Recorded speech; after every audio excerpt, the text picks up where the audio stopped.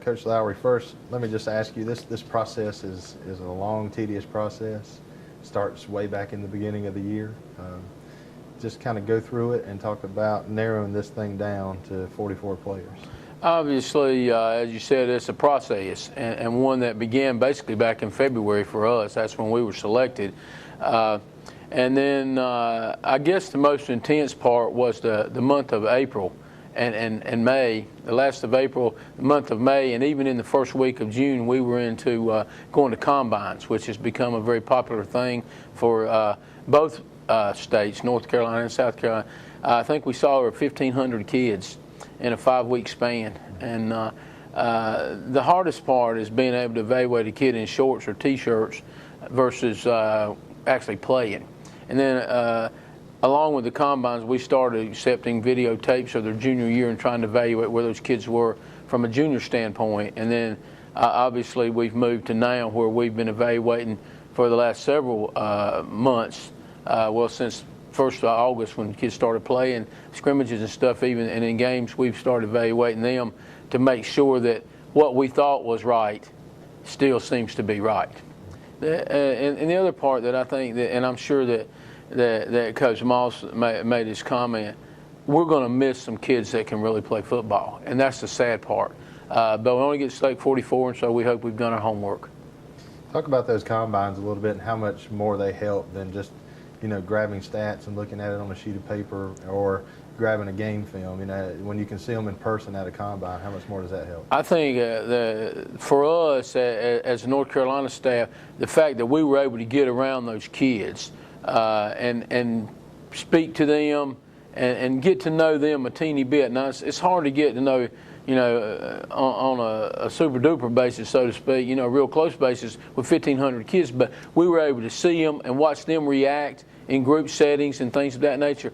And then the people that run the combines, there's a group that runs it for South Carolina and for North Carolina, do an outstanding job where we're able to truly go around and as opposed to us holding a stopwatch or doing watch a punt or something of that nature, they do that and grade it and everything, and we get to watch the kid perform. I think it's been a tremendous asset. You know, in years past, as you said, we just went off statistics or maybe just a coach's word, and there's no question that it's made the game better, and us be able to select the kids on a more parallel basis, so to speak. Offensively, what were you trying to gear toward? More of a power game or speed type game, you know, when you were making your selections here? We're going to be in a spread formation, so we're going to try to incorporate a little bit of both. Obviously, we picked some running backs that can be a power type back, but we've also picked some that can be speed. We want a quarterback to be able to run. We think that's important, along with being able to throw the ball, so 11 people have to defend the field. But in the process, you have to know, and having been in the game as an assistant coach years ago, the defensive team's going to be able to run and going to run well. And so you're not going to just be able to use one dimension, so to speak.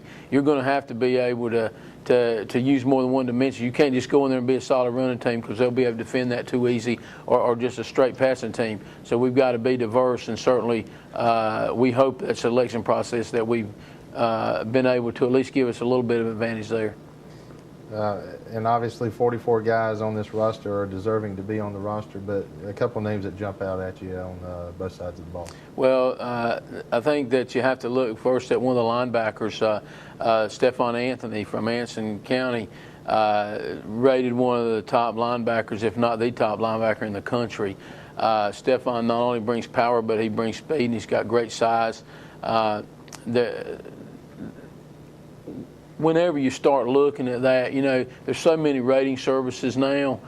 Certainly somebody that's going to be selecting this game is going to be rated by somebody, and you don't know exactly where they're going to be on the rating chart. But Stephon, obviously, he steps out and grabs you a little bit. Then on the other side of the ball, we think we've got a great player in Marquise Williams, the quarterback. Big kid that plays at Mallard Creek. They're undefeated. He's a great. it's a terrible comparison for some people, but not in our eyes. He gives us that dimension like the kid at Auburn does in their backfield. He's a big kid that can run and can throw and do a lot of things, and so you're going to have to defend him too. Last year, North Carolina was able to win the game, and I know the overall series is kind of tilted toward the South Carolina team. But how much do you guys want to keep that streak alive going into? Obviously, we as the coach of North Carolina have a drive and a desire to be able to keep that streak. We are fortunate to say we won last year. When you play a ball game like this, and this is going to get a little cliche-ish, but the real winners are the kids. But certainly we want to put a top-performing product on the field and represent North Carolina well. So there's no doubt that there's an itch in all of us to be able to keep that streak. And for you personally to be named the Shrine Bowl coach, just talk about what that meant to you. That's a great question, and one that I started coaching. Became a head coach back in 1986, and as a coach, a young coach, you set goals for yourself, and this was a goal that was set. It's one of the pinnacles, and for me to be able to sit here this afternoon with you and to be able to represent North Carolina and those guys that I'm coaching with and all that, I don't think there's a higher moment for a high school football coach, particularly in the state of North Carolina.